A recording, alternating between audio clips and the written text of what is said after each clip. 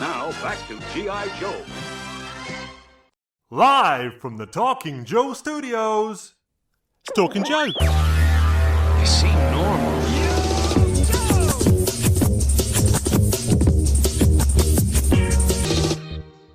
Hey, Mark here, and you are listening to part 2 of episode 122 of Talking Joe. In part 1, we spoke with Diana Davis, research specialist for G.I. Joe, A Real American Hero, all about her involvement on the book. And in this second part, we're digging into the detail of the latest issue, 281. I'm joined by A Real American Tim Finn, and research specialist Diana Davis. So guys, are you ready to get started? I'm ready for 281, Diana.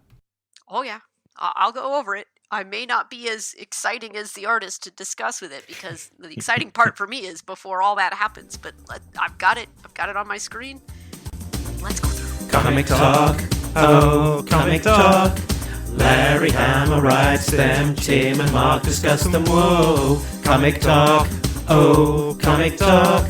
Larry Hama writes them, Tim and Mark discuss them, whoa. Credits, we've got writer Larry Hama, artist Andrew Lee Griffith, interesting, who's credited as artist, so that implies both pencils and inks. Colours, Jay Brown, letters as normal, Neil Utake, senior editor Tom Waltz, editor Megan Brown, and research specialist Diana Davis. We've got a sit rep, Murder by Assassination, Part 1. The Joes are called into Trucial Abysmia to investigate possible Cobra infantry into US military efforts there.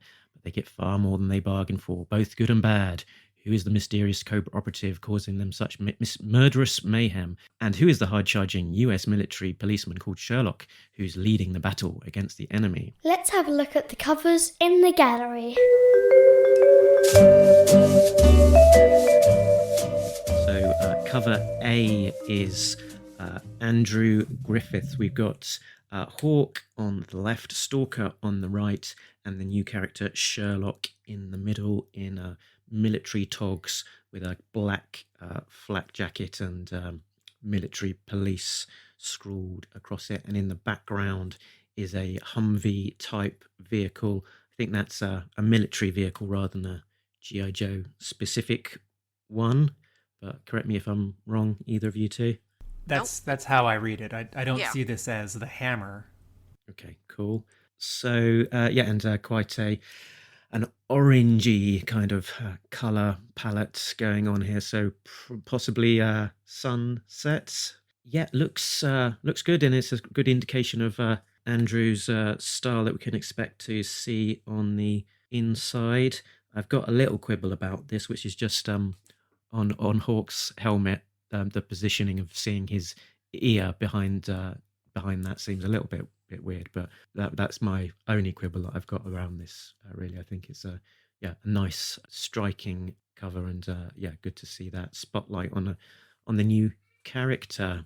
Tim, I really like Andrew Griffith's art on this issue, and he was one of the 3 or 4 artists making a lot of Transformers comics in the main IDW Transformers continuity in the last 5 or 10 years. And my one comment about his art, right? His art is great. His storytelling is great. His acting, his action choreography, right? Like, he can do this, and certainly drawing a Transformers comic is good practice for drawing a G.I. Joe comic. All of his lines are thin, and both on this cover and in the interiors, I would love to see thicker outlines on characters or props. I'd like them to have just a little more heft. I feel like these 3 characters on the cover would pop a little bit more from the background. Like, compositionally, I understand that they're in front of the background, but at the same time, right, drawing this comic is a major challenge, particularly this issue, because, there's not only G.I. Joe specific vehicles to draw, but sort of regular specific vehicles to draw. I like this cover.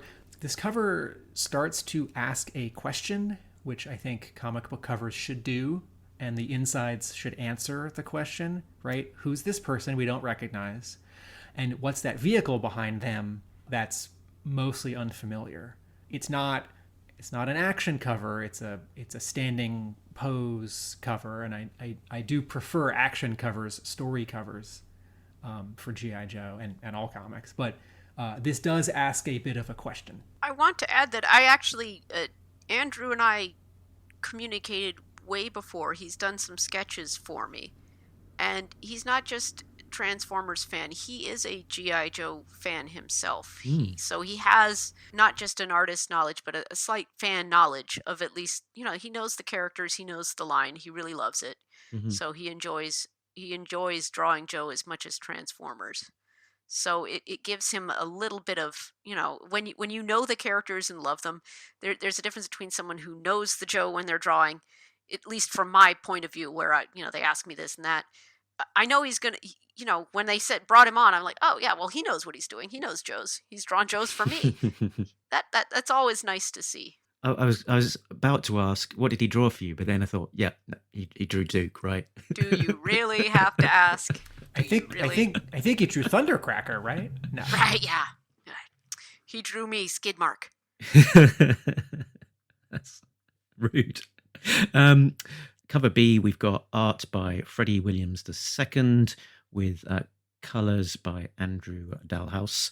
And this is part of a 5-issue interlocking piece. So, yeah, quite an exciting big action scene that will be stitched together as these issues progress as the Joes battle Cobra in front of Washington, D.C. and the Capitol building there. Possibly giving us a hint of what might come in the future issues, as there is a bit of an indication that the story will progress to a plot point in the Capitol. So remain to be seen. Quite a different style there from Freddie.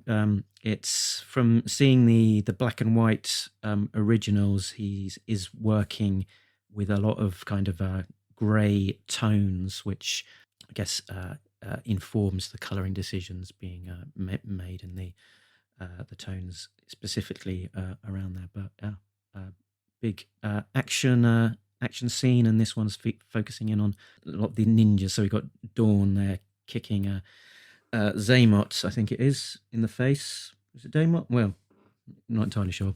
And Storm Shadow there, Budo, Covergirl swinging in, Shipwreck, Wild Bill. Yeah, what do you think?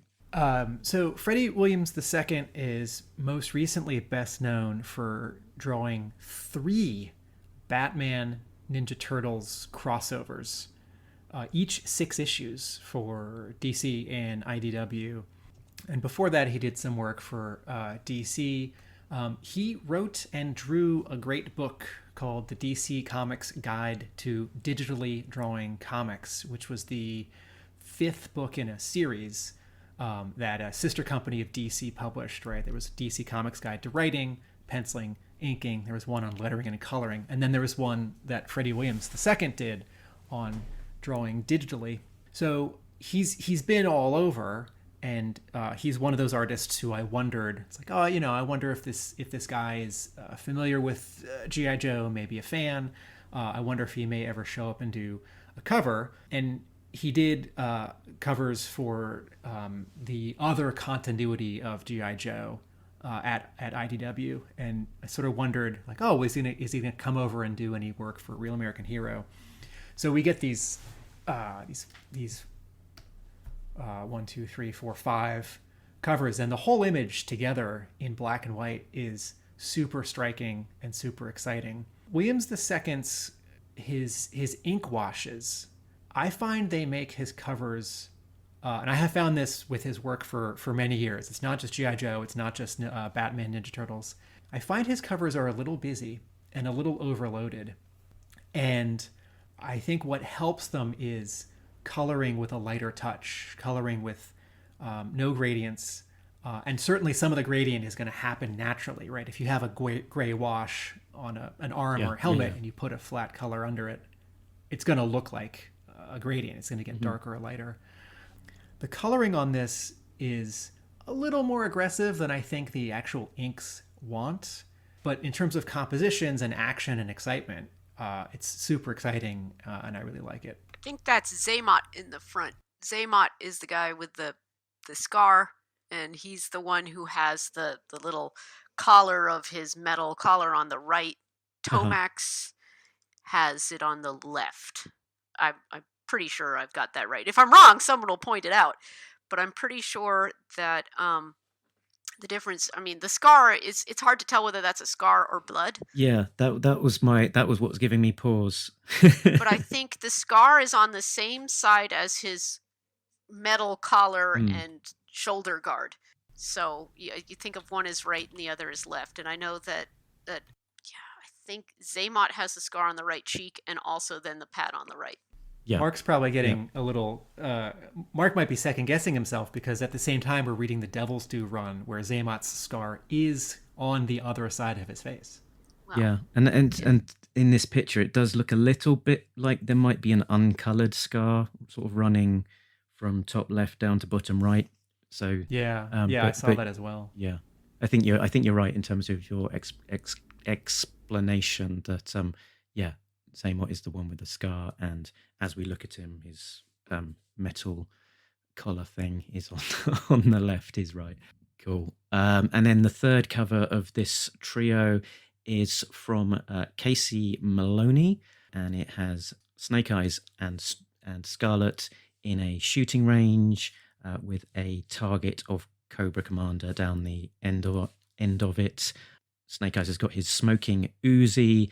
He's shot a smile into the Cobra Commander's helmet, and Scarlet has probably thrown those two throwing stars to make eye holes. And it looks like in the front of the book there's a little speech bubble coming from Scarlet, but that's not on the preview images that I've found online. So I'm not entirely sure what they're saying. I don't know if either of you have got a version of that you can see that's got the speech bubble that's legible.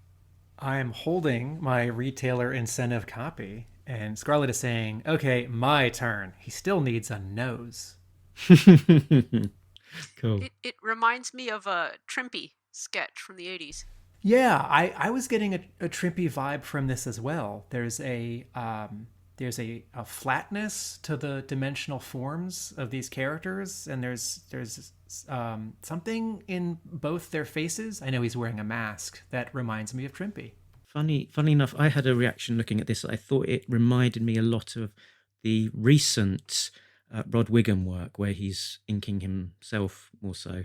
Some sort of similarities to his sort of more current style.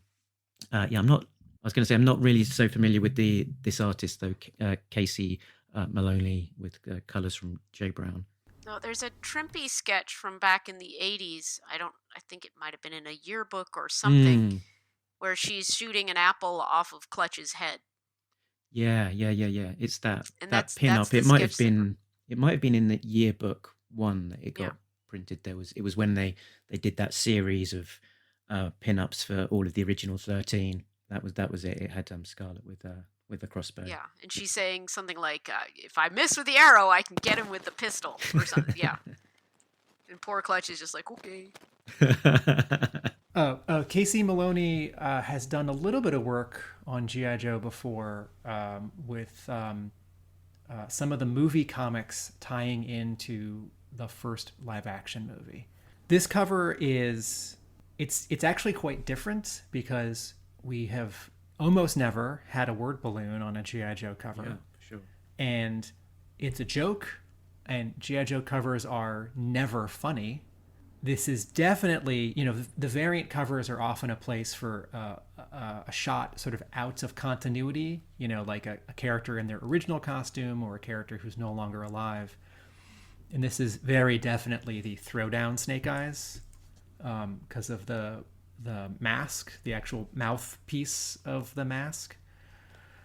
So this cover, if it's a scene that takes place, in continuity and not just sort of an imaginative scenario, this takes place recently in G.I. Joe. It looks like he's got the Robert Atkins designed sword that he was using in Snake Hunt on his back. Yeah. I appreciate that this is funny and light and a little retro, because word balloons are never on covers, and if they are, it's like 80s or earlier. Yep, cool. Let's move on to the inside of the book, and let's start with a plot breakdown. A team of Joes are in Trucial Abysmia, investigating possible Cobra involvement in convoy ambushes on the US military. They join Regina Allen, aka Sherlock, a hard-charging MP squad leader. Gork, Stalker, and Mongoose join the convoy carrying a load of top-secret experimental ordnance. The convoy is ambushed from an overpass 2 hours into their 6-hour drive by hostiles. They are led by the mysterious Al-Cobra, who attempts to grab the secret ordnance with an Aspid helicopter. Sherlock takes the lead and shoots down the Aspid with a Stinger missile. Al-Cobra throws a grenade which Sherlock leaps to throw back, but her left arm is caught by a mid-air explosion. Before she is medevaced out, Sherlock reveals that she leaked false information about where she would be in the convoy and put a booby-trapped spray paint can to mark her supposed vehicle, which was marked with an X by the traitor. They would be able to identify the traitor by the chemical marker on their finger. This eventually allowed the CID to identify who was involved in the conspiracy. 2 months later, at the pit, Sherlock is given a prosthetic arm with similar tech to Sightline's leg and a transfer to the G.I. Joe team. She will be joining Stalker, Caseload the JAG specialist, and Accountant Bottom Line in the G.I. Joe CID unit at the Pentagon to investigate Cobra attempts to infiltrate and sabotage the US government. To be continued. Top down, I loved this issue. And when we get to Yo Joeage score, it's pretty high, and it really only loses points because it's part one of a story. Well, anyway, more on that later. This issue, I love it when we go back to one of the fictional countries in G.I. Joe. I love it when the story in one of these fictional countries is something that I can recognize from the news or from history. This issue has introduces a new Joe, which is really exciting, and not a character that has ever been in the toy or the cartoon or some other, this isn't like Sergeant Stone in the first live action movie, right? Like, this is just an all new character.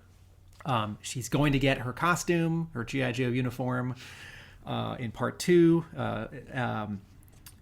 We see another new Joe. We see Mongoose in this story, who's had 1 or 2 appearances up until now. He also gets to do something. He's not just in the background. We see a variety of Cobra vehicles, an intriguing sort of third-party villain, right? Not a Joe, not a Cobra, but someone connected to Cobra.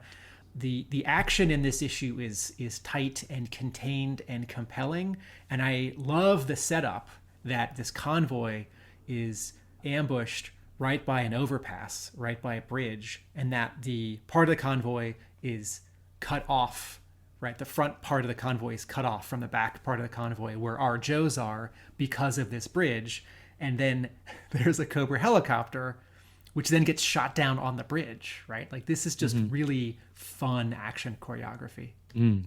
Yeah, it's, as you say, it's got this choreography, a real sense of place and where things are situated, and there is, that convoy of which vehicles are in the convoy and where they're located and how are they in location to this bridge attack. It's all being carefully and thought out, and the as well as having an interesting and compelling and action-filled story that, you've got, the beat of a fairly short introduction, a big action sequence in the middle, and then a kind of a wrap at the end that and hitting all of those beats as well as doing all of that. It's also looks good. It's the style of Andrew's art here is, for me, very on point. There's a lot of precision and detail. The technical aspects of the vehicles, particularly, are just incredibly precise and look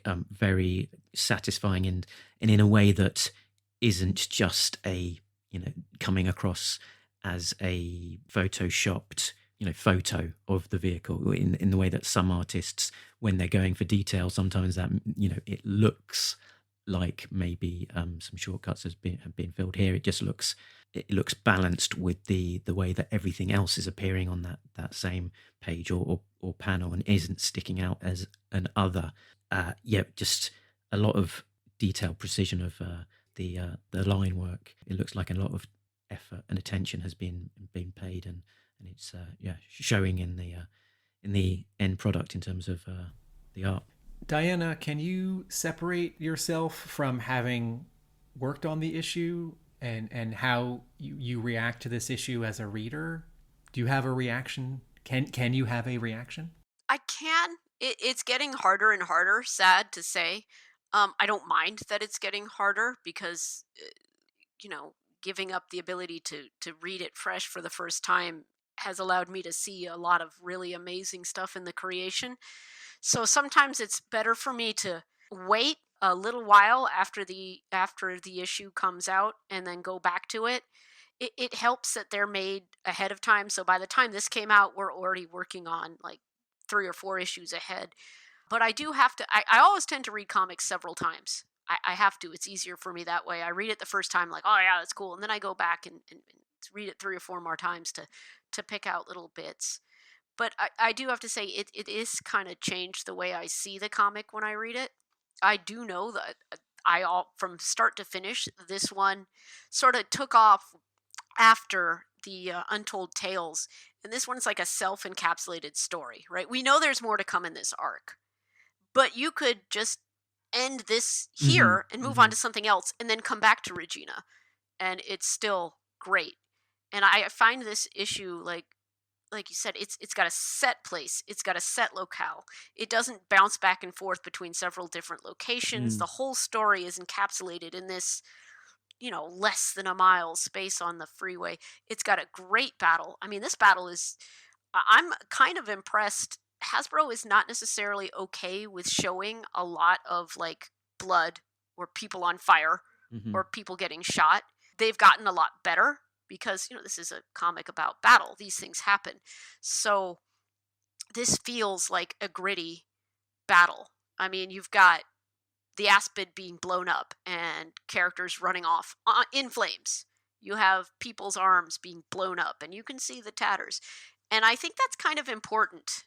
I mean, not to show gore and like, ooh, gory, but the fact that this is a battle. People are going to die in horrific ways in this battle, and they may not be our main characters, but I can see this and go, this is closer to what Action Force used to be, where people got shot and went ARG. They went ARG a lot in Action Force. But this is a battle. This is a G.I. Joe comic. This is the kind of comic a lot of people like, where there's great story, there's great action, and it's a comic about soldiers who are fighting. It's interesting you said Action Force there, because there's the moment later on when the new villain Al Kelbra shoots the vapor in the head to steal the fang off of him, and that feels like just a classic Action Force beat, where quite regularly the senior Cobra Command or Baron Ironblood Command would inflict senseless carnage on their own troops for failing them or whatnot. So it's interesting you picked that out, because I could sort of make that slight mental connection that it's not really something that we've seen in the Larry Hama books so much, where the villains sort of turn on their own troops. But so an interesting and fun scene that connected with me. I can understand Hasbro's point of view too, because they are a toy company. Yep. Remember, they make toys, and the toys are, although they're aiming more at the collectors now, the natural response to hearing the word toy is kids. And, well, we don't necessarily want a comic where you see some guy get shot in the head and you can see the bullet coming out the other side and there's splooty blood. But yeah, they are kind of loosening up, I think, because of course every issue has to go through them kind of first. Like, so they can say, well, let's not do that. And there have been times I've suggested, well, why don't we do this thing?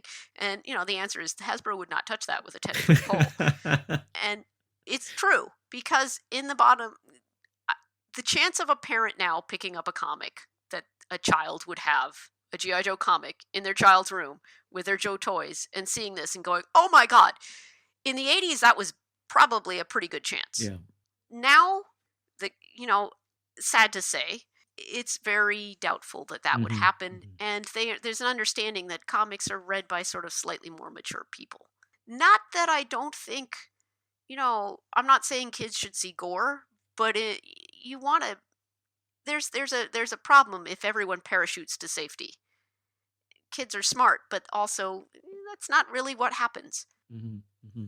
I noticed in this issue there was a lot of acronyms and jargon, but without any corresponding editorial definition, that we might otherwise see with an asterisk explaining what that particular term was. So we had CID, MP, HEMPTS, NONEX, Synagars, VHF, JAG, to name but a few. And interesting that none of them were defined. I wondered whether that might be somewhat intentional, that we're being dropped into and immersed into this military environment, and as a observer looking in, there will be this jargon being used, and it's not going to be explained to us in much the same way that you might be watching something like the Wire or the subsequent series, set in this kind of environment, Generation Kill, where you are immersed in it, and you're not going to be spoon-fed the details of what absolutely every single thing means, and it somewhat creates a feel and environment because of that. To be honest, the lack of asterisks and footnotes to me read as an omission, because the G.I. Joe comic for so long has had them, but it's not one that I minded, because from the context I can pick it up, but it did jump out as something different. I mean, I'm doing this, so I was looking them up, but as a casual reader, I probably wouldn't. So some of those are CID. I think is probably well known as a kind of acronym in the UK. I guess it's sort of known in terms of policing, but in this instance, it relates to the United States Army Criminal Investigation Command, shortened to CID. HEMPTS, Heavy Expanded Mobility Tactical Truck.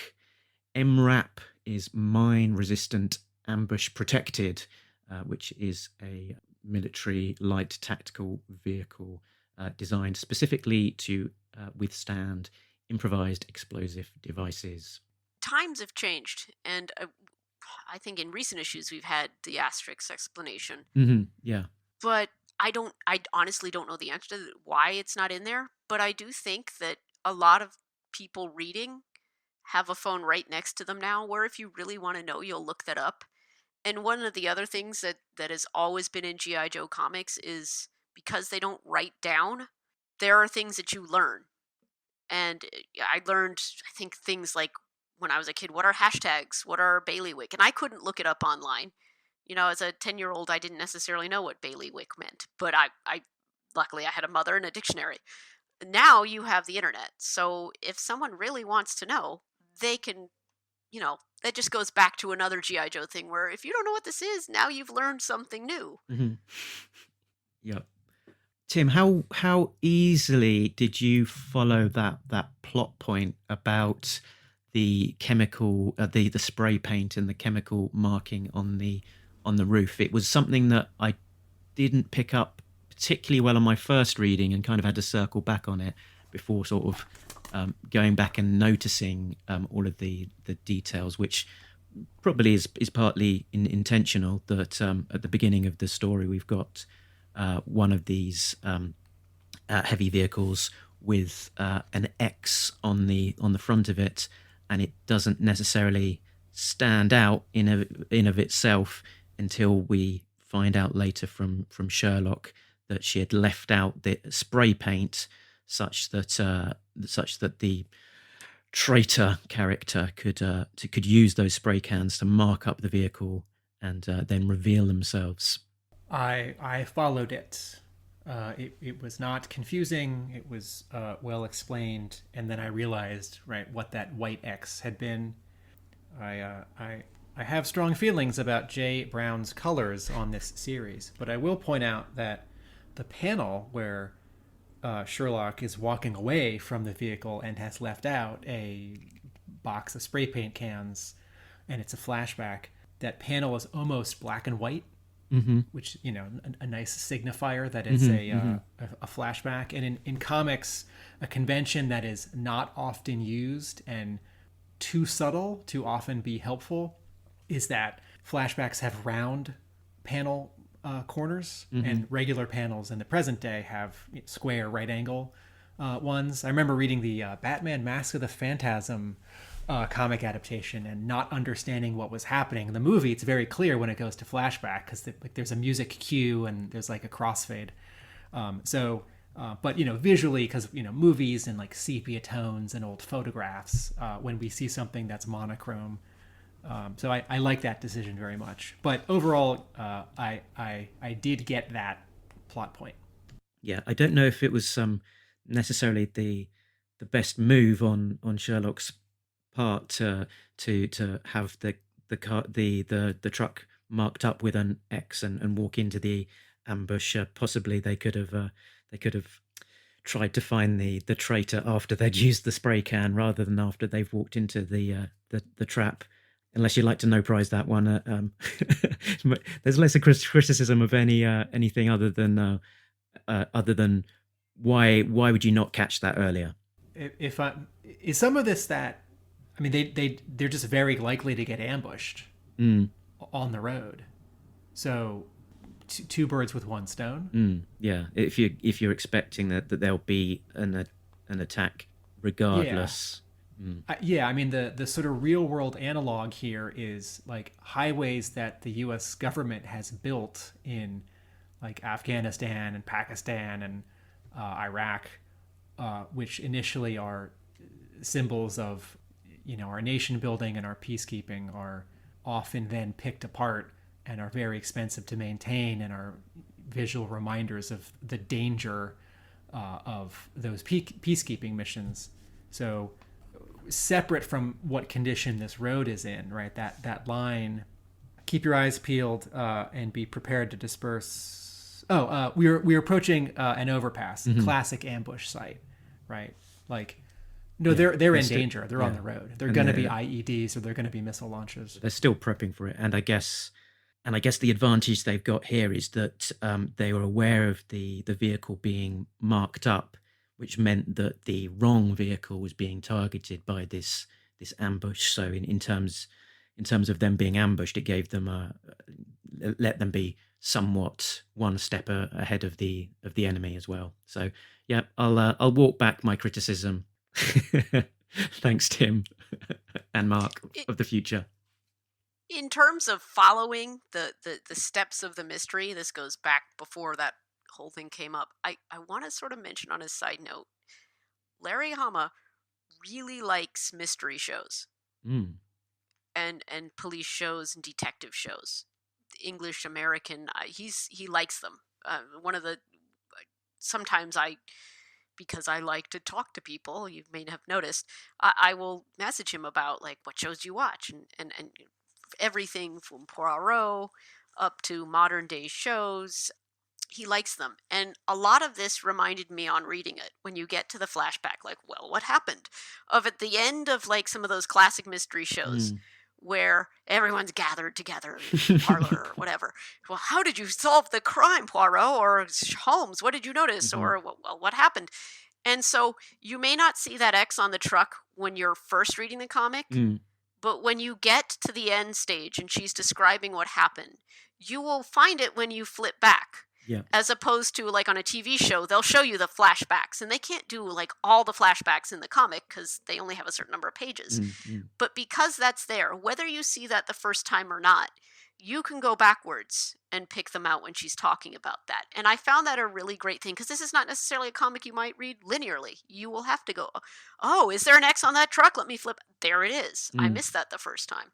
Yeah, good. So I like the way that's structured, because it does remind me of watching a detective or a mystery show on TV. And when the hero is giving the explanation, rather than having all of the flashbacks come back, the reader can flip back a few pages and find all the pits that she mentions. The other mystery is Cobra. Who is this character, right? They are... their identity is visually obstructed on purpose, right? They're wearing sunglasses. They have a head wrap. The cloth also covers their face.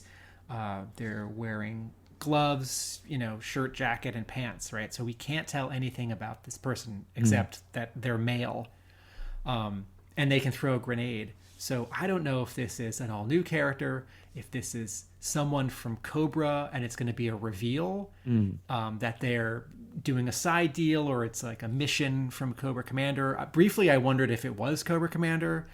And then in terms of mystery, right, to Diana's point, the whole title of the story suggests mystery to me, that because it's a 5-part story, that the Joes are going to either have to stop an assassination, or someone's going to be assassinated and they're going to have to figure something out about it.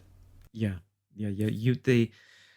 As sort of journeyed comic readers, I think that our expectation is that this guy must be someone, potentially an existing Cobra that we might be familiar with already, under disguise, because of, as you say, the sunglasses, the wrap, all of those features hidden. He's come out of nowhere, and that sense of mystery. Who could he be? Obviously, sort of villainous. No quibbles about shooting the vapor in the head, turning his brains into a fine mist or perhaps vapor.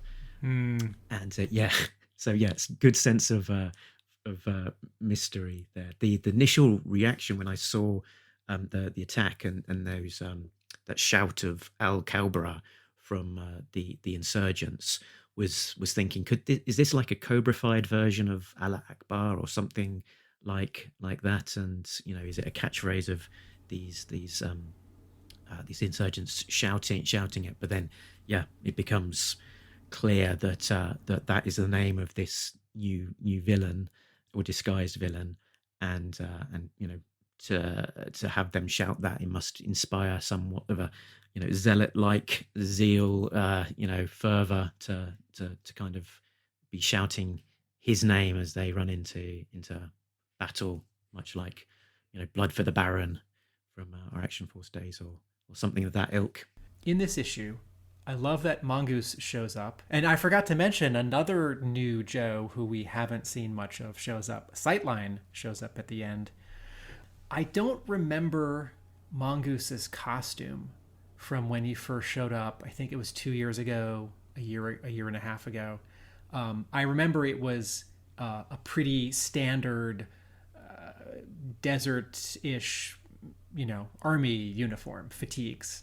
That it didn't have any particular flourish like a lot of the Joes do. He's not wearing like a blue button-up shirt with dark blue bell bottoms, or in the case of like Duke version 3, where he's sort of Desert Storm but has a bunch of red on him.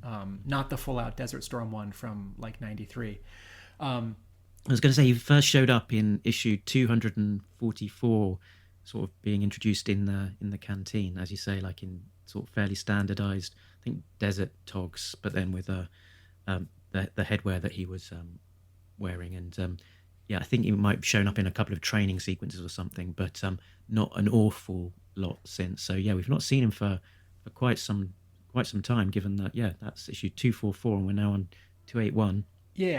I wish in this issue where he gets 2 or 3 panels to do something, I wish that his costume was more distinct, because it took me a second to realize that this actually was Mongoose when he's hopping out of the vehicle and picking off some bad guys, and not one of the quote regular military guys that are already in this environment that the Joes have joined, because his costume looks just like them.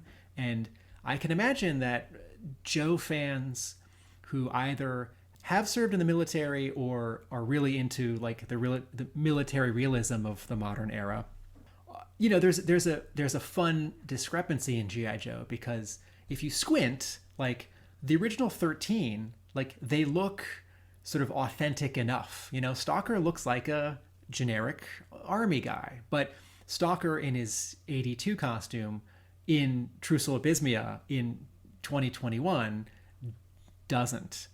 So, but Mongoose, I need two things different in this costume that he's wearing that makes him more of a unique Joe and less of like one of thousands of soldiers that are stationed there. And also, speaking of Mongoose, as much as I liked Andrew Griffith's art, acting, and storytelling, I found the first 2 pages a little confusing, because the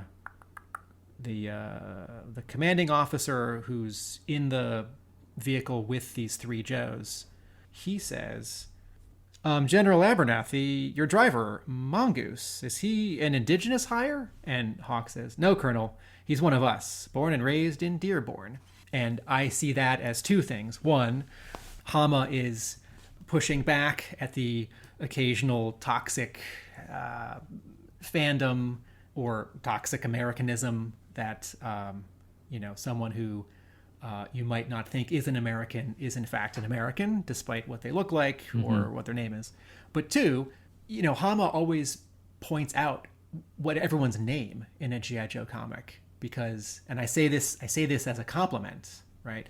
He's old-fashioned in that writing style, right? That like you don't always know who's who, or you may be a new reader. So Mongoose gets called out, which I appreciate. But on this first page, we barely see him. We're in panel 3. We're behind all 4 of these guys.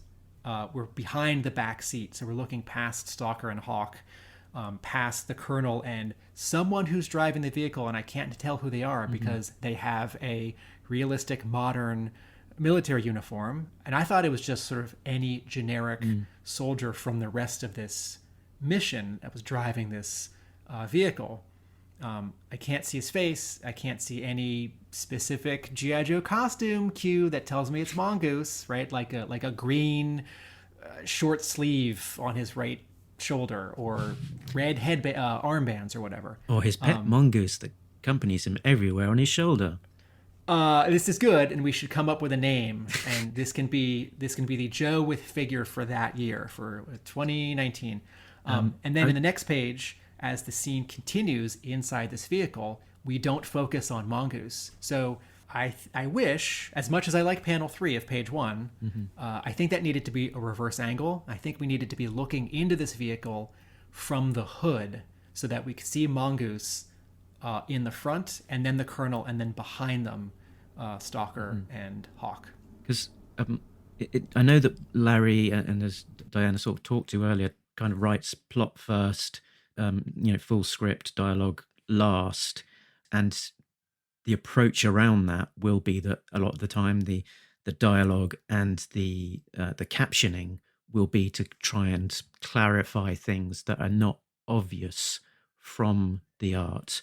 So possibly some of that dialogue that we see then on the second page about Mongoose might be trying to clarify in part something that is less obvious then on the page, that it is Mongoose who is the driver. So instead of seeing it in the art, let's clearly establish it in the dialogue instead. I don't know, Diana, if you wanted to comment on that particular point. I can't recall. I'm looking at the plot right now. When he plotted it out in that first page for that panel, he wrote Mongoose is driving. Marks is shotgun, Hawk and Stalker are in the back seat. So he didn't specify front or back. He specified who was in the vehicle. And when the layouts came out, I think we were all like, oh yeah, that's really good. I like how you're behind them. And just as I said before, when you're doing it from your head out, so it makes sense to you because you come at it with all the information already in your head. But if you're coming at it from outside, sometimes those details of, well, someone seeing this fresh, can they pick that out? And I don't think that ever stood out because, of course, we have that speech in there, and I think that was always there. Okay. I think that was always there, that Larry had him like, this is a Joe. He's one of us. There's something else happening on pages 2 and 3, which, from a storytelling perspective, this is me critiquing Griffith's layouts just a bit. Again, I think he did a wonderful job on the issue. I can't wait to read the rest of the story. I hope he stays on the book for 100 issues. So in comics, right, generally the rule is you're reading one page at a time, and then occasionally you turn the page and you've got a double page spread, which is very exciting as the reader and also as the artist because you can sell it for more money. And also unusual for G.I. Joe, isn't it? Yeah, it was happening a little bit in the late 120s and the early 130s. There were a couple page 2, page 3 double page spreads, which would then have the credits. But yeah. Yes, pretty unusual. So what also has happened in the last 20 years, right? Like Brian Michael Bendis and Mark Bagley did this a lot on Ultimate Spider-Man, is you turn the page and now you're supposed to read the top of the left page and the top of the right page, and then the bottom of the left page and the bottom of the right page. So whether or not there's a big panel that is acting as a partial double page splash, the page unit is now the double page spread. And whoever's drawing such a spread needs to make it really clear for me that what I would call panel 2, right? The panel in this case that is Colonel Marks talking with Stalker, that needs to lead my eye across the fold onto the right page so that I know to read the top tier all the way across, rather than reading page 2 and then going up to the top of page 3 and reading the story actually out of order. And what Griffith has done here is he's ended this panel of Marks talking to Stalker before the gutter, and then there's a bunch of black to the right of it, and then there's what's actually the next panel. I would have drawn this panel to the right of Stalker's head. I would have continued it past the fold up until the edge of the next panel as a small visual cue to lead my eye across the fold. So that's one point. The other point is, while I love this big double page splash of this convoy of vehicles, and I love the very fun and informative Larry Hama dialogue of someone calling out, in this case, what each of these vehicles are and what they do. In the language of comics, I would love it if the word balloon placement could match up in the same order as the vehicles. For that to happen, the word balloons would have to move across this 2-page spread differently. And that would be either hard or would break some rules. If Griffith had flopped this panel, if the vehicles were all driving to the left, then the vehicle order would match the word balloon order, so that one word balloon could sit just above its corresponding vehicle. Now, in the language of comics, you generally, in Western comics, want to lead the eye from left to right. And that is what Griffith has done here. But I was thinking, if they were pulling out of this base and starting to turn already, or if they were pulling out of this base and going to the left and then turning to the right, I think you could match up the word balloons for each vehicle with its vehicle. So not unclear, not a problem, just a little icing on the cake thing. I feel like the word balloon placement and the visual order of the information in the panel could be aligned differently. Yeah. I think if they'd reworded that dialogue into a just slightly different ordering, they could have done that left to right. So, Hawk could be, or whoever it is that's speaking, could be saying that we've got behind us, we've got an MRAP as the tail end Charlie. Then there's us in the Humvee or whatever it is. Then we've got three Hemps, and right at the front we've got the mine clearing Buffalo. And then you'd be able to sort of put the dialogue balloons above each of those vehicles, and potentially have that stretch all the way across the two panels and lead the eye and make sure that you are reading it then in the correct order as well. But then you'd also be covering up more of the art, and it might not look as satisfying. So no way to really win. Cool. This was actually going to be, this panel was going to be my hammer time. That we often see Larry, introduce each of the Joes or the characters by name through some device, maybe as they're checking their parachutes before they make the jump, and they're checking their buddy or that kind of thing. And here they're doing it with vehicles instead, with the Buffalo, the MRAP, the 3 Hempts, a gun truck, and another MRAP on the end. Yeah, interesting to see it with the vehicles rather than the people. I just want to say again how I was smiling the entire time I was reading this comic, because this pushes almost all of my G.I. Joe buttons. Excellent. We've not really great action, great dialogue, new character, some mystery. It's fast paced. Yeah. We've not really talked about the new character first. So we've got Sherlock, the new character being introduced, and the latest in a relatively long line of strong female characters being introduced by Larry as part of the new IDW run. which includes Dawn and Demon Granny, and I had in my head I had a whole bunch. Helix, Pale Peony, some of just the guest cast has gone along. Bomb Strike. Sorry, I think Pale Peony shows up in the Devil's Due. Yeah, she was introduced Storm in Shadow. Devil's Due Storm Shadow. Yeah. It's also worth pointing out, and it's obvious if you read the comic, this new character Sherlock is black, and in the Marvel and IDW Real American Hero, this is the first black female Joe. In issue 1 of the Marvel run back in '82, oh yes, when all the Joes are getting identified on a computer screen, we see all of them and their names are underneath.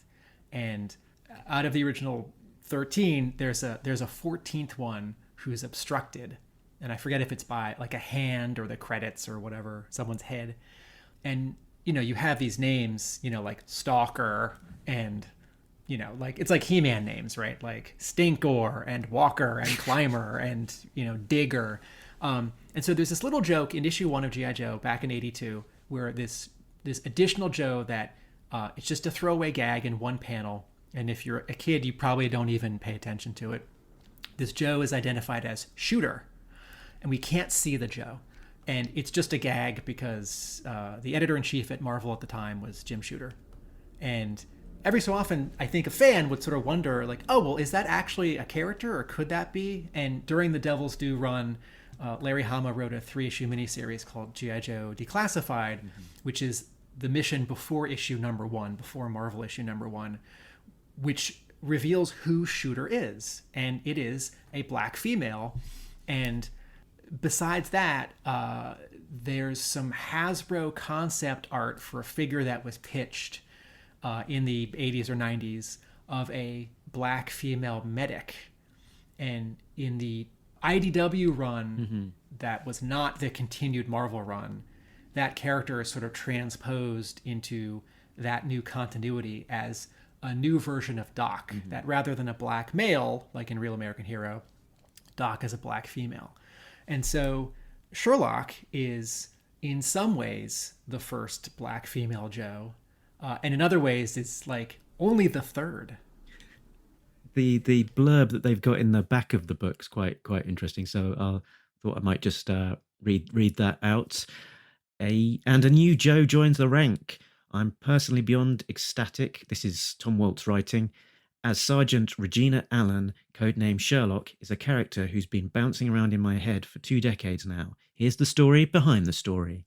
In the early 2000s, I had an idea for a story about an African-American female military policeman from Detroit who suffers a severe injury in battle and is later recruited by a secret super soldier program that gives her a new high-tech arm and a new mission. That was as far as I got, but the character, nameless all these years, was never far from me. Cut to the present, and I had the opportunity to share my idea with Living Legend Larry Hama. I figured I was never going to pen this tale myself, so why not see if the best of the best would do it instead? To my happiness, Larry and later Hasbro agreed to bring my anonymous MP hero to life in the hallowed pages of G.I. Joe ARAH. So I finally gave her a name, codename, and a backstory. Then Larry and I got down to the business of incorporating my origin story into his legendary ongoing tome, while recruiting artist Andrew Griffiths alongside the indomitable Jay Brown to give her a kick-butt look. And here we are, after all these years. What a cathartic experience it's been watching Larry's team turn Sherlock into the amazing soldier hero I'd always dreamed she'd become. So there we go, the story behind the story on Sherlock. And interestingly, I guess, at least in my mind, Larry responding to the challenge of here's an idea, a concept, a character to introduce to the book. You respond to that and rising to the challenge and producing, some very good work as a result. And it's been a subject of conjecture between me and some of the previous Talking Joe hosts about that some of that external impetus in terms of the original book of going, look, here's a new character, new vehicle, have at it, and trying to work that up into some sort of sensible story that fits in with the wider chronology has been something that Larry has always risen to the challenge for. So I wonder if it's somewhat an extension of that. Diana, do you want to weigh in here? Thoughts on Sherlock or hearing about her at the beginning? So Larry's strength is that because he started this book with, here's a set that you must somehow put together. Here are the pieces. Go. That had faded. Hasbro has backed off. He no longer has you must fit this in here because we've already shot the commercial. But he does run well with that. Here is a character. Go with her. Here's kind of, and so there's a less, I guess other writers might have an issue with being told, you must put her there. And no one ever says now, you must do this. But the character was introduced, I really want to use her. Here's my ideas for what we've got coming on. And to his credit, he takes it and goes. If Larry ever doesn't like something, he just says no. No. And I've seen it happen where, can we do this? Sorry, no. There are very few things that he says that about it. But when he does, you don't argue with the no. Of course not. This is his book. But he really did well with this character. And I think he's enjoying introducing new Joes. And whether it comes from his head or somebody else's, there's a few more on the way. It helps keep the book fresh as well. It's a lot easier to flesh out a new Joe than to remember 4 decades of old Joes, in a way. And I'm not saying that he does that by preference because it's easier. It's also more interesting to create a new character as well, I think, and combine them with the two. And I think sort of, when you see this book, you notice, as you pointed out, Mongoose and for the most part Sherlock are in very basic togs. And then you've got Hawk and Stalker standing out. And of course the Cobras all stand out. But you've got Hawk and Stalker who really stick out in that group. And in a way, this is like bridging 2 OG Joes, 2 new Joes in the modern era, and bridging the gap between them.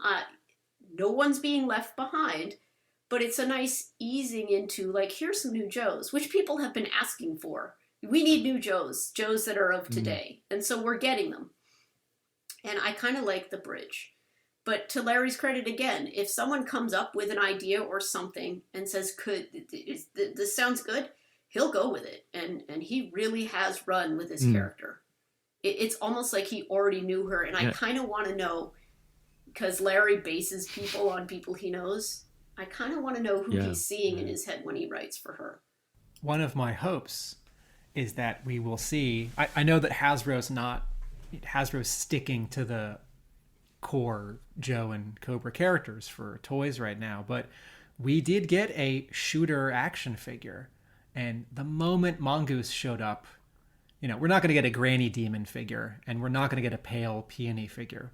But the moment Mongoose showed up, I thought, I wonder if in 2 years, 5 years, in a general release or a convention exclusive or, Hasbro.com, might we get a Mongoose figure? And as soon as Sherlock was announced, particularly the cover of Chapter 2, where she's now got a specific costume, I wondered, it's because I don't think it's a matter of if, actually. I think it's a matter of when. Yeah, there is you can find it online. Somebody, Daniel Hostetter, has already done a Sherlock custom.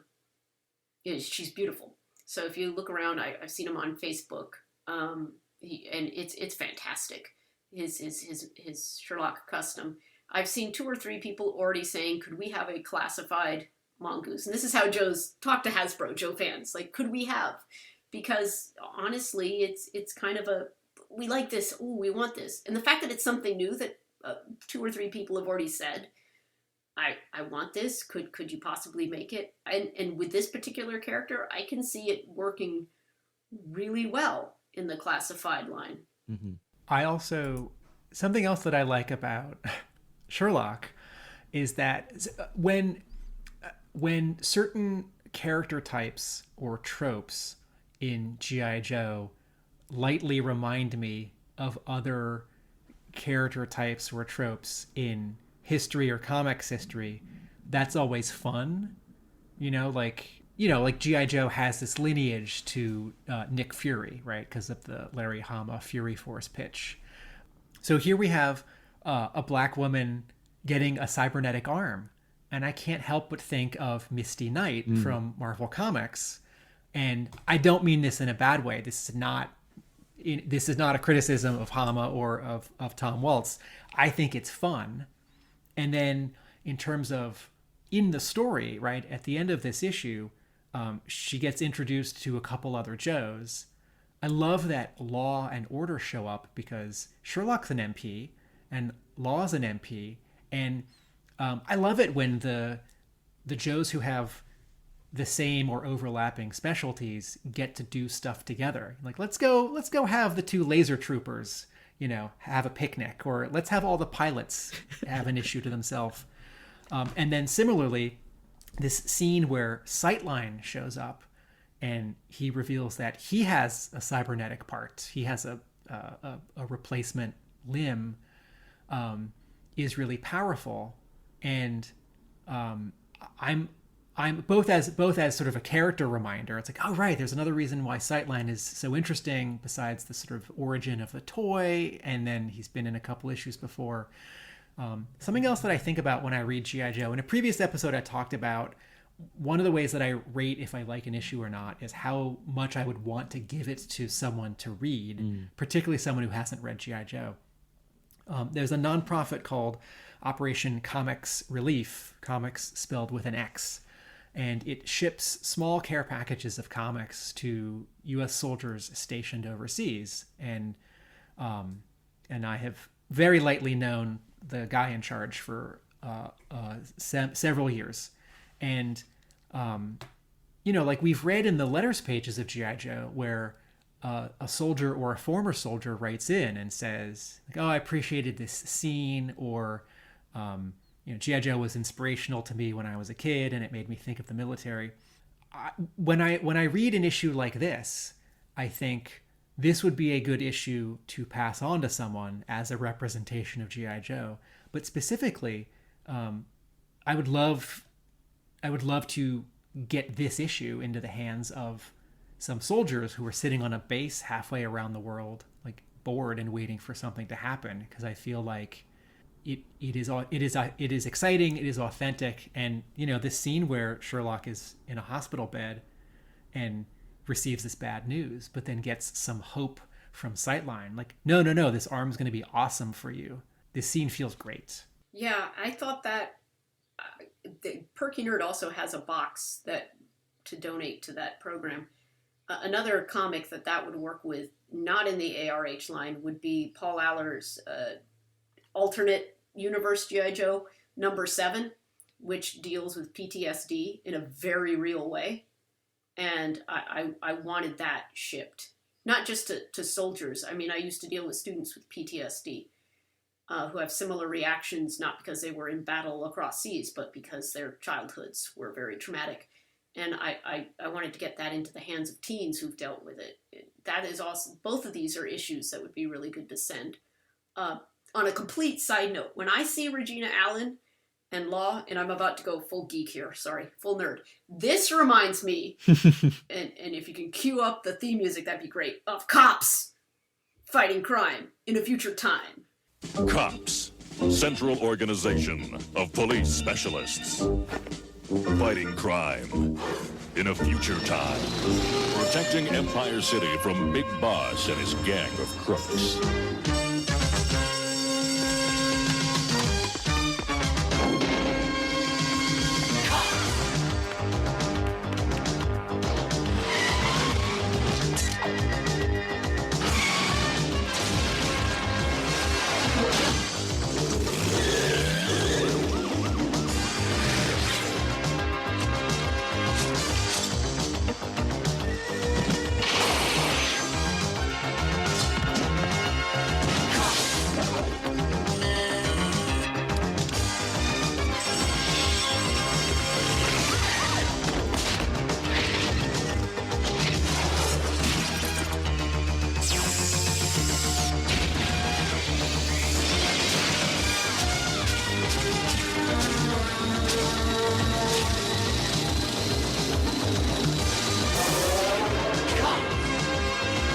It's crime fighting time. It was another Hasbro property that actually has a link to G.I. Joe through one character. And Larry wrote the file Which is cards probably for the where cops' the link toys. came. But yeah, she's a cop, she's cybernetic. And then there's other cops and G.I. Joe. So I hope that Larry doesn't feel bad or weird about that, but it really does link me to cops, which I also loved as a kid. I was just going to note for those less familiar with the character that the Misty Knight link was that Misty Knight is from Marvel Universe. She's a former NYPD police officer whose arm was amputated following a bomb attack and received a bionic prosthetic arm from Tony Stark. She went on to start a private investigation agency with close friend Colleen Wing. And was in, I think, also in that similar guise featured on the Netflix Marvel universe as well. Following up from Diana's point about sort of having these new characters, it looks like we are getting quite a team sort of that is populated by relatively new characters. So we've got Sherlock. We are introduced on panel for the first time to Caseload, the JAG specialist. We have a speech bubble indicating that they are going to join Bottom Line, the Joe accountant. And once again, we also see Sightline as well, who's a relatively new Joe, and as well as Mongoose. So yeah, an issue populated with a fair few new Joes, but also pointing to a team which we're, I guess, going to have a bit of a spotlight on, that is primarily new Joes, with Stalker there as the echo to the past and the connecting line, so that it still very much feels like G.I. Joe. I also got the sense reading that panel where Caseload shows up and Bottom Line shows up, I also wondered if this was just a one panel appearance, and that though it feels like they're on this team, I can also, Larry will sometimes just jump ahead like 2 weeks, just right into the middle of the next chunk of a story. So I could also see in the next chapter, all right, they're already in DC, they're dealing with this stuff, like Caseload's on the phone, Bottom Line is done something off panel between the issues. I'd be happy either way. I do note that Chuckles and Helix are on the cover of the next issue. Also, in this category of my inconsistent standards and how it's just not fair, I'm sorry. When Hama creates a new Joe who's dealing with logistics or paperwork, like Caseload or bottom line, I think, hey, that's neat. When Chuck Dixon did it at the beginning of the IDW continuity, that was its own new thing. Even though it makes sense, I thought, I don't like that. So I'm sorry, it's not fair. That is an inconsistent standard. But here, I love it. Okay, anything else to call out? Yeah, we have talked about the chunk of Joe's there. I will also point out Duke may not be in this issue, but Claire is. And I've often wondered if Claire is going to evolve, or is she just going to stay sort of where she is, which is kind of Doc's role, and R.I.P. Doc, but she's now their bedside manner. She's their caretaker, and she makes sure she puts the Joes back together, literally in some cases. That question of whether or not she's going to become a Joe, show up more or show up less, I get the sense from everything about how Hama writes that he may not know. Because there are so many characters, the book only comes out once a month. And, you know, a year from now, some story idea occurs to him and he thinks, oh, I can bring her back in. You know, like writers talk about how characters take on lives of their own. Diana, you're in a position where you can sort of cheerlead behind the scenes for this if you want to see it happen. In the same way that I'm ready for G.I. Joe. Like everyone who's drawn a good issue of G.I. Joe, I want them back to draw another issue of G.I. Joe. And, you know, I'm always ready for the book to go bi-weekly or weekly. So to answer your half-asked question, should Claire show up more or become a Joe? Yes. I'd love that. Yeah, I really like the Claire character. And people may seem shocked by that because, again, cartoon, right? Diana, you must hate Claire. No, I don't, because I keep comic Duke and cartoon Duke sort of separate in my head. I think Claire is awesome. She's fantastic. She's sort of a completion of the Duke Big Brother taking care of people. She also literally puts Joe's back together. I would like to see more of her. The one place I'm careful in is pushing Duke too much. I don't at all. If someone asks a question, I'll be like, yeah. And I'll joke about it, maybe. But I really think she's an intriguing character I want to see more of, even if she never leaves the pit, which apparently she's there now all the time. Interesting, you know, that's hella clearance she's got now. I'd love to see more of her. I really would. But if we're going to see her, if she becomes a Joe, I want her to have a costume and not just always look like a doctor in scrubs. Even, you know, Shipwreck's costume, not realistic. Oh, yeah. But I still need to see it. Do we spirit and sort of the more crazier, iconic Joes? Yeah.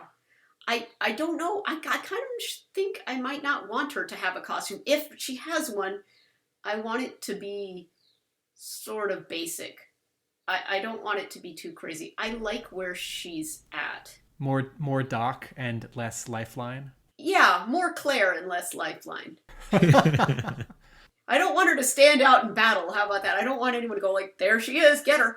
Because based on what she does, no, I don't think she's going to go into battle. I think she's just going to, she's the pill pusher, the stitcher back together of Joe's. Those are almost code pill names. Pusher. Pill pusher and stitcher. As long as she's not like Miss Duke or something silly like that, which Larry would never do. But, you know, I kind of like Claire. And then, of course, like shades of Claire Huxtable. But I like Claire Hauser. She's, what you see is what you get. You know that when you're in her care, she's going to be good. Maybe they go, say to her, Claire, what code name should you be? And they go, please, I've got important stuff to do here. Stop wasting my time. Yeah. I spy with my little eye. Well, I spy a Fang. Yeah. Two things. One, a Cobra Fang, right? An early vehicle that we rarely see, or we don't see much anymore, shows up. I spy that it is piloted by a Vapor, which is a fun sort of mix, right? Old vehicle, newer character, but also that it gets used in a way that is specific to its function, right? Like little helicopter for quick extraction of one important character. Yep. Right? Like, you know, you could do this scene lots of ways. You could have a rattler or a hurricane show up and drop a ladder. So I spy Vapor, and I spy a Fang. And we already said it, but, you know, Sightline. I spy Sightline. Another, some pun in there because it's codename. I spy a Gyro Viper, which was the pilot that came with the Cobra Mamba helicopter. 1987. You know what I don't spy? After several issues with Techno Vipers doing Techno Viper things, which you know is a thing I like, I don't spy any Techno Vipers in this issue, but I'll allow it. I spy no Techno Vipers. Yeah, I was going to have a very facetious one here. I spy Misty Knight. Oh no, I didn't. Someone else. Those were the ones that I spotted that we've not talked about at length. Was anything else from either of you, Diana? Anything else that you noticed in there in the detail? Well, I don't know. See, like I say, I read 3 or 4 times, and for some reason I'm fixated on that there's a potted plant in the room, and I'm like, who gives someone a potted plant? I mean, that means you're going to be there for a while, right? Are you coming up with her codename? Plant Potter? Oh, Evergreen. I like Evergreen? that one. That's fresh and new. It's there for someone deliberately put a potted plant there, right? And it's not in the script, but when you got a potted plant and a little picture by it, you're long term. That is not a picture. That's a clock. Okay, there we if go. you look on the next Well, page. even yet, I personally wouldn't put a clock in a hotel room. In a hospital room. I wouldn't, because no one wants to know how long they've been in a hospital room. But yeah, for some reason, I just like, check out that plant. Who gives people potted plants? Well, they're deep underground in the pit. You know, good for oxygenating the air, keeping things a bit fresh. Not the worst idea. I think this is less a gift to the patient or the doctor and more a choice on the part of the doctor to brighten up a drab room. Claire Hauser. She takes care of you. Yeah. What kind of plant is that? See, these are the things I get fixated on. What is that plant? Is it a aspidistra? What? I don't know. You have the artist's email. It's just probably best not to bother him comics, since he's busy drawing 285. Andrew, I have a really important question. I need it. Stop the. And it kind of gets bigger a bit. Yeah, I don't know. I've gotten into the sentence that launched 1,000 dioramas. Right? It's like, oh, I'm doing the hospital room in the pit where Claire fixes Sherlock, and there's this potted plant. Things like that, though. Like, I have this fascination for desks of creators. Whenever I see a photo of and it not necessarily just comics, just any kind of creator, film, TV, artists, if they show their desk, I'm going to be scanning like every little detail. Well, what are his little desk toys? And what has he got on there? What kind of plants? What kind of things? I don't know why. I want to do a coffee table book of desks of the creative people. But yeah, even when I read comics, what's on their desks? Because what you put on your desk or your bedside table says something about you, who you are as a person. And I love those little things. And also I like picking up that there aren't as many Easter eggs as there used to be when Shannon was drawing the book. And he put in so many tiny little details that weren't scripted, both Easter eggs and not. Like a glance, a look, a something. He put it in there because it fits, right? But again, Easter eggs, little tiny details, I go bananas for those. Mark, I have one more tiny I Spy, and that is on cover A, just above Sherlock's head. There is a G.I. Joe logo on this. On the vehicle. Looks like a Humvee, but it might be the other kind of vehicle. And I wondered if this was sort of a Hammer, or if this is an authentic vehicle that it's not the Joe's, and someone has slapped a Joe logo on it. You could have just got a sticker, a car sticker, slapped it on. The more I'm talking about it, the more I wonder if this is less an I Spy and more of an error detected. I like it. I'm just sort of pretending that it's sort of like, this isn't quite a Hammer, but it's not quite the authentic. I think Hawk is majorly vehicle. into branding, so he just carries like bumper stickers wherever he goes and slaps it on there when no one's looking. Yeah, it's like what was the vehicle that they were in Snake Hunt? It was the Command SUV or the Command Lincoln? Like a Was it? Lincoln Or something. or an escalator or something like that. Yeah, the saloon. Yeah. So it's like, no, this isn't just a Lincoln. This is a G.I. Joe Lincoln. Slap. Brand it. There you go. There it goes, brand it. Yeah, cool. Let's move on then to Error Detected. Error detected. Error detected. No prize incoming. Hawk's hair color at the end. Oh. So, if I'm remembering correctly, Hawk was blonde in the comics for like 200 issues. And at some point, I don't remember when, in this IDW continuation of a Marvel run, his hair just went to brown, which wasn't explained. But, you know, in these scenes where Duke and Hawk are next to each other, it's sometimes a little confusing who's who. You know, the toy, it's inconclusive because the first Hawk toy is blonde. The second Hawk toy has brown hair. The blonde Hawk doesn't show up on the cartoon, though he does show up in some commercials. But in the cartoon, he just has brown hair. And when a couple years ago in the comic, his hair switched to brown, I thought, that's weird. Well, it makes it clearer. Okay, I'm fine with it. And in this scene at the end, I actually didn't know who this was, who came into the room, because he's wearing a black military dress uniform, and I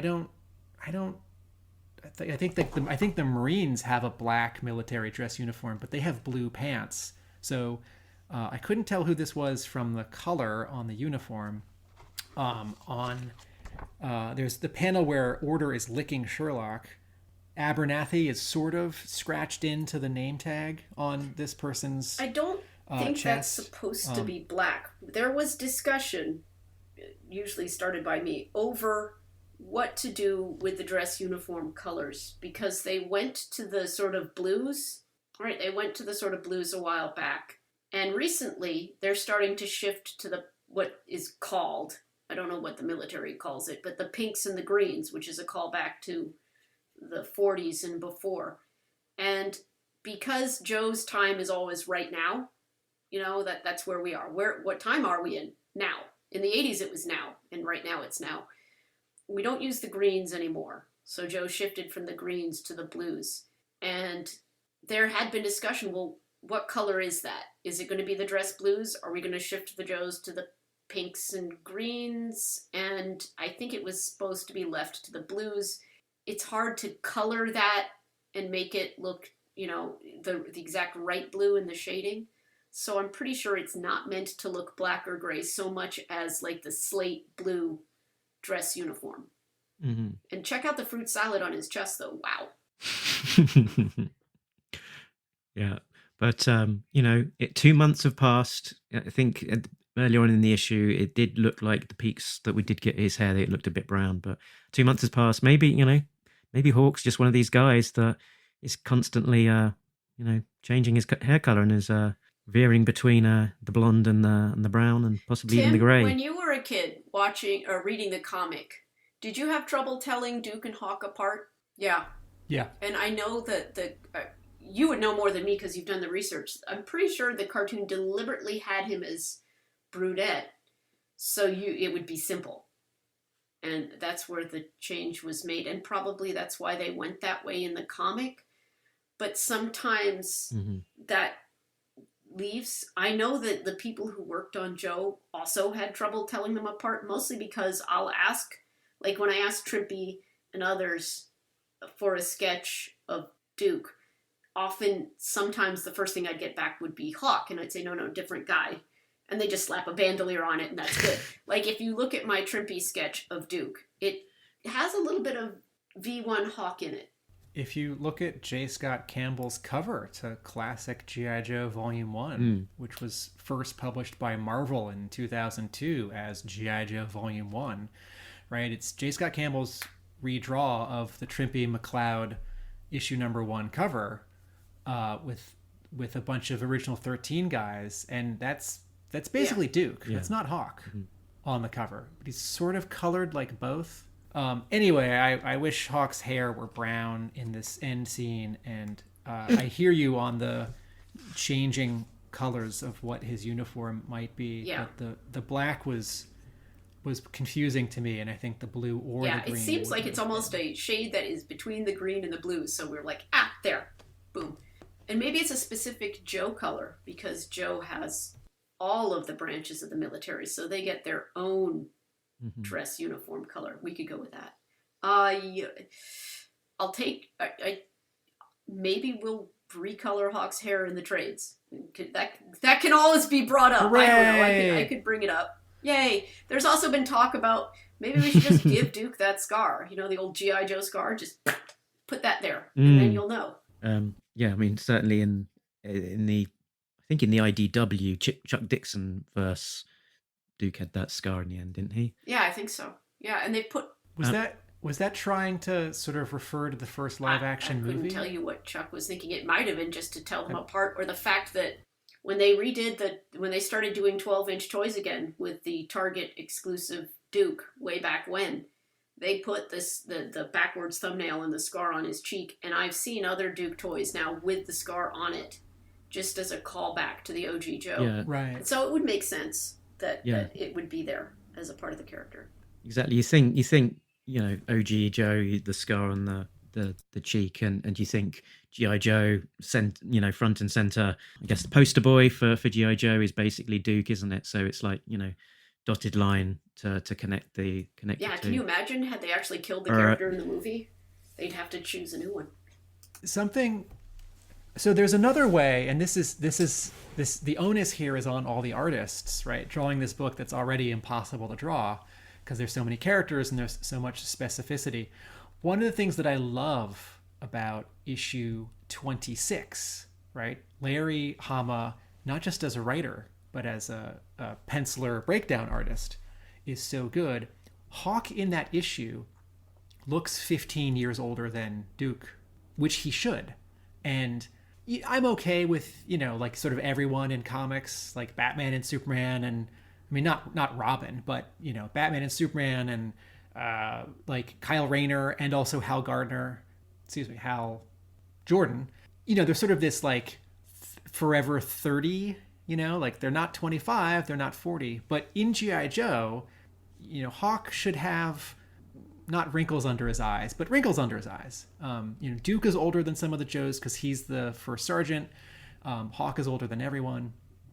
So it's hard to pull off, but that is another way to differentiate. Yeah, and Shannon always makes Hawk look like he's getting up there. I remember in the cartoon also, his voice had sort of that weight of age to it, sort of that gravelly, might have smoked a bit in his past life. And, and in the Deke episodes, he actually does have a line under each eye. The version 3 costume with the jetpack.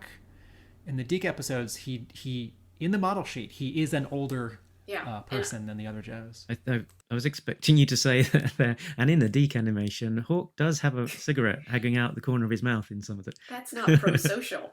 That's not pro-social at all. He's an old man with a jetpack, so there's that. Cool. The error detected, which is this segment, guys, by the way, that I spotted was no necks. Now I might be on the button here, or I might be exposing my own ignorance, but I think that it should have been Nomex with an M. Nomex is a flame-resistant aramid material developed in the early 1960s by DuPont and first marketed in 1967. So Al Calbra is talking about the fact that there was this explosion and he's not caught fire because he had Nomex, and that the fellow person in, I guess, the Gyro Viper in the helicopter should also have been wearing that and missed out. Is the no prize that? Oh yeah. Is that word a copyright or a trademark? And so in the comic, this is changing one letter, so it's not referring to a specific company or product. Thank you, Tim. Yes, I was going to try and no prize it, and that was going to be pretty much the thing that, in the G.I. Joe verse, there's a specific branded material called No Necks, which is what the Cobras wear. Diana. Oh, I can't pick out any errors. It's perfect in every way. For no necks, my no prize is, we have nicknames of stuff that we use. I have friends who catch me. There's a restaurant I always call by the wrong name, but they know what I'm talking about because they know me. And so, that's just what he calls it. Mm-hmm. Yeah. And it scans, non-explosible. We just have to get to know El Cobra better, to know all of his little ticks, nicknames. Yeah. And You'll get to know him better. He's going to be in the next few issues. He may be unmasked before the end of it. Cool. Also, since I was reading the comic thinking, man, I sure want a Mongoose and a Sherlock toy, I also thought, I want an El Cobra toy in this costume, even if it's someone else, even if, there's going to be some identifiable Cobra costume underneath this costume. The sentence that launched 1,000 action figure customs. Well, that sort of blue hood looks like it could be that sort of rubberized plastic that you could remove, and there could be a reveal of the actual person's face underneath, potentially. I dig it. I'm not sure Hasbro would ever make an actual one, but the customs should come. I mean, it's a cool figure to customize. He's got all sorts of explodey bits he wears, and the sunglasses are cool. You could get little tiny dinky ones, maybe even a 12-inch El Cobra. Save it for the innuendo. Yeah, so next up, I was going to go to colloquialisms. There used to be a pudding that was over-egged. You know the pudding. You know the pudding. At first it was British, but then it was Commonwealth. You know the pudding. You know the pudding. But now there's a new player in town, a comic book writer of some renown. He's using real world examples and peppering the issues with lots of samples. It's a Larry Hama colloquialism. He's talking G.I. Joe and all its heroism. Can you guess what it is? Is it something new? Now listen as Larry drops a slice of real life on you. So the one that I noticed was Bupkiss, which I don't remember being in Joe before, could well have done. Hawk says that they came up with Bupkiss, as in they came up with nothing. So Bupkiss means absolutely nothing, comes from the Yiddish Bobkes, B-O-B-K-E-S, meaning nonsense or nothing, and it emerged in English during the early 20th century, began as North American Jewish slang, but is now used more broadly, and features nicely in Bran Van 3000's Drinking in LA. We did nothing, absolutely Bupkiss that day. Let's move on to our favourite line of dialogue. Quote of the week, quote of the week, quote of the week, quote of the week, quote of the week, quote of the week, quote of the week. Diana, did you have one? I'd have to sift through. I'm kind of good at the ending when she's like, I don't want a pity assignment, and here's another interesting thing. I'm going to say that page, those two panels, you have two women talking to each other, not mentioning guys. So, it passes the Bechdel test, which is good. They don't mention a dude. They're just talking about what's going on. So I do want to sort of, oh, doggies. I do want to point out the Bechdel test being passed right there in those two panels. Yeah, I think we expect it of Hammer at this point. Oh, yeah, it goes without saying. Okay, mine was that sequence we talked about earlier. So the Vapor is calling from the Fang helicopter. He says, grab the skids, I'll get you out of here. El Cobra, I'm not baggage, I fly first class. Blam. These Fangs can't attain top speed when overloaded. Yeah, love it. Before I tell you my favorite line, I found another error detected, which I had forgotten and not written down. Okay. 2 months later in Utah, so we see the pit from the top, from the outside, the three Quonset huts, and it looks like it's not in the middle of the desert. It looks like it's at the foot of a mountain, which I'm going to no prize away as the same way that in military past history they'd make fake planes, or they'd put planes under hangars with like netting that looks like foliage to fool planes or spy satellites overhead, that the Joes will sometimes arrange a different topography around the pit to add to its mystery and make it harder to find. Okay, my favorite line, actually, Mark, is your favorite line, where Alcabra rejects the vapors, which I have to say vapor, because that's how I see it spelled, offer. These fangs can't attain top speed when overloaded. It's cool because in the scene, this bad guy is being extra bad by offing another bad guy. But it's a reminder of the physicality of this particular vehicle, which is not something that I would think of if I was writing a G.I. Joe story. I'm not gonna think, oh, the Fang's really small, and if you put two other guys on the runners, it's gonna go slower, or it's gonna burn more of its fuel, right? I would never think that. And so this is this topper on this little exchange that reinforces something specific about this vehicle, about its place in the story of G.I. Joe and Cobra, and yet also it represents this bad guy being extra bad. So we'll get to Yo Joey, I think, and rate this thing.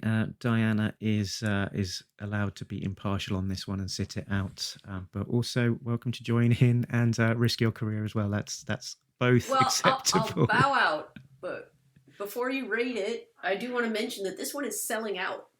This one is selling out. Yeah. The numbers are impressive, and already, according to what we've been told, orders for 282 are up. So this issue is, however you rate it, it seems to be well anticipated and well liked. Any talk of a second printing? I would of 281. Hope. I know people. There's certain covers that are being found very hard to get to, so I'm hoping that it will go to second printing. I'll let you know as soon as I know. But we got the news on Wednesday that this one is doing really well, which of course, yay Tom. I mean, this is his character, his baby, and yay team. But yeah, this one I am impressed that it is pre-order numbers for 282 have gone up. It's may even be oversold at Diamond. So I'm hoping to get more details on exactly what's going on, and that I can tell you reprints are on the way for those who weren't able to get theirs. Hopefully. Cool. That's what we want to hear about this book. The more it sells, the more we're gonna keep on getting it. Which is I should point out that I think it's 283 does not have a 1:10 ratio variant cover. It has a 1:15 ratio variant cover. So for anyone who's listening, who orders a certain quantity or works with a retailer to get that particular variant, just so you know, there's an upcoming variant that's going to be a little harder to get than normal. And if 282 does well, because this story is really, the issues are great. It's just action-packed, and it's fantastic. It's kind of a classic Joe. I have the PDFs for 283 to go over today, the final ones to finalize. So I'm looking at them right now, and you'll be thrilled with them. It looks fantastic. This whole run has been fantastic. Excellent. There are going to be some people popping up from the past. There's going to be some new people. There's going to be lots of shoots and blowing ups and rat-a-tat-tats and blam-blam-blams and all sorts of fun and excitement. My Yo Joe score is 7, and when I read the issue, I thought, oh, this is an 8. It's not a 7, sorry, because of the hair color at the end, because this one doesn't really count about points, but I wish the font for the letters page was smaller, because I feel like there's only ever 1 or 2 letters, and in the older issues there'd always be 3 or 4. But I also understand that letters were arriving at Marvel by the thousands and tens of thousands, and the numbers are much lower now, particularly because someone can just like post their review on Facebook or their own website, and to them they've like expressed their opinion, whereas back then you would have written it and mailed it in. I know that they're definitely getting letters in that they are not publishing, because someone who we may or may not know, who we may or may not be talking right now, has sent some in that have not been published. Oh. I'm sorry to whoever that person may be. We'll As never know someone who who's it is. had 2 or 3 letters published in G.I. Joe, I have to say it feels amazing. And until it happens, your life just isn't complete. I wrote tons of letters as a kid and never got them in. I have gotten 1 letter in, and you're right. It feels like great. Oh boy. And you'll never get a letter in again. It's not 'cause happening. You've worked Never on it. again. So When did you get your letter, Diana? Just recently, in the last couple of years, and of course it was asking about Duke. And what I got, and I'm sorry if this takes extra time, what I got over the years as a Joe fan that really made me happy, and I can say it here, I've said it before, is in the early times when we were kids and reading, there was an interview somewhere where Larry Hama, they asked him, well, are there Joes you don't like? And he said Duke. And I went, oh, crushing. And then for years at conventions, people knowing who I am because I'm so crazily specific would run up to me and go, hey, good to see you, blah, blah, blah, blah, blah. Larry Hama hates Duke. And I'd be like, oh, thanks. Let's relive that scene in my life repeatedly over and over every convention. Oh, crushing. It hurts. And I never really brought it up to him when I would run into him because it's not worth going over. And I understand the difference between saying one thing in an interview and fans clinging to it and then flinging it at someone, not because they want to hurt that person, but because comic fans aren't always like the most smooth conversationalists. So they just want to come up with something that you might share. Duke, Diana, Larry Hama, Larry hates Duke. Hey, want to go out for coffee? No, that's okay. You can have coffee yourself, thanks. But in recent issues, someone, Larry has mentioned, someone said, is there Joe that you found newfound love for? And he's like, Duke, because I finally got my head wrapped around who he is as a character, and I can write for him. Because when he was introduced, I guess it was kind of more rah, rah, rah. If you look at some of the earlier stuff from Hasbro on him, it's kind of like, wow, that's extra like self-promotional. But now he's got his head right, and so that beats out any letter, is when Larry's like, yeah, you know what, I really kind of like Duke now. I've got my head wrapped around him. I know who he is and I can write for him. So bing, that was the thrill. I forgot to say the other half reason why this got a 7 and not an 8 for me, which is that as much as I like this issue and the ending, there's no tiny cliffhanger. If the final 2 panels had set up some like little element of danger or betrayal, I got to the end and I thought, yeah, that was a great issue. I wish the final panel had been something like, but there's gonna be trouble in Washington. I think they Larry was still in Untold Tales mode, where he was encapsulating a whole story in one book. Because that's there's no lead in. There's no lead in whatsoever into whatever else happens. But again, I mean, this is a standalone issue. You could just read this issue and not have to worry about anything else. So Mark, my Yojo score is 7, kind of an 8. Duke. Diana's is Duke. What's yours? Mine, I think, is an 8. Very enjoyable, great art, interesting story, great introduction to a new character. A lot of expectation of where this story is going to go next. Yeah, I think this is about as good as it gets, really. So very, very pleased with this issue, and very expectant for how it's all going to play out as we continue through this 5-parter. Excellent. So I think that was us finished talking issue 281. We're running long even for us, and so I think we'll wrap things up relatively soon. But we can't possibly wrap things up without talking innuendo. This is how the story goes. Attention. At this moment, you are now listening to Talking innuendo. If you are offended by words like Sucking, flesh wound. Willy, Pete. Balls, crystal balls. Hypno shield. whatever, take the tape out now. This is not a pop album.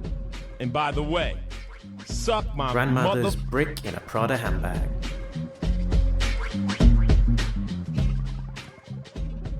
Here we go. So if you bear with me, if you're in the right frame of mind, my frame of mind that is, then a lot of G.I. Joe names can sound a little bit dirty.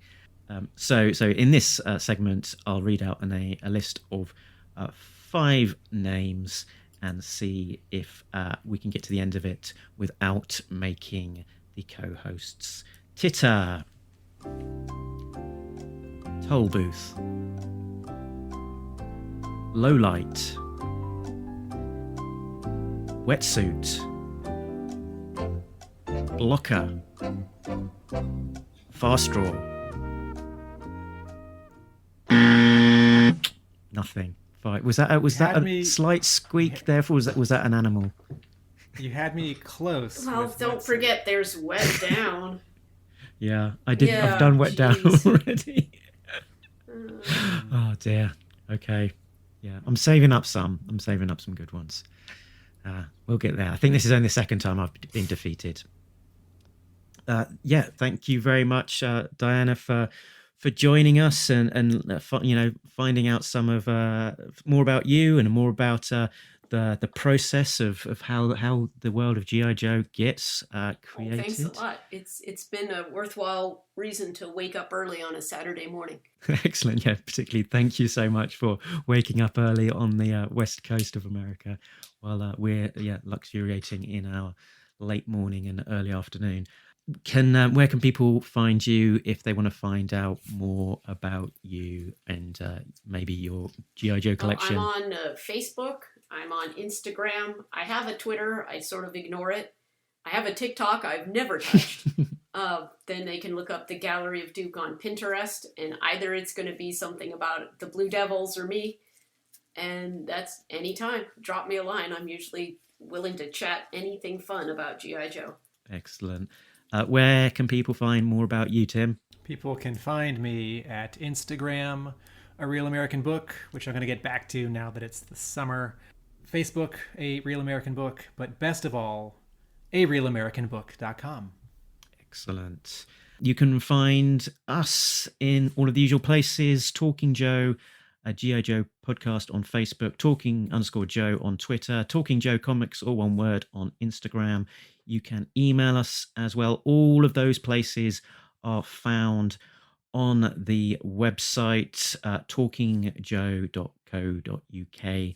And also thank you to all of our Patreon contributors who fund all of these website hosting and recording sessions and whatnot. So big thanks to all of you.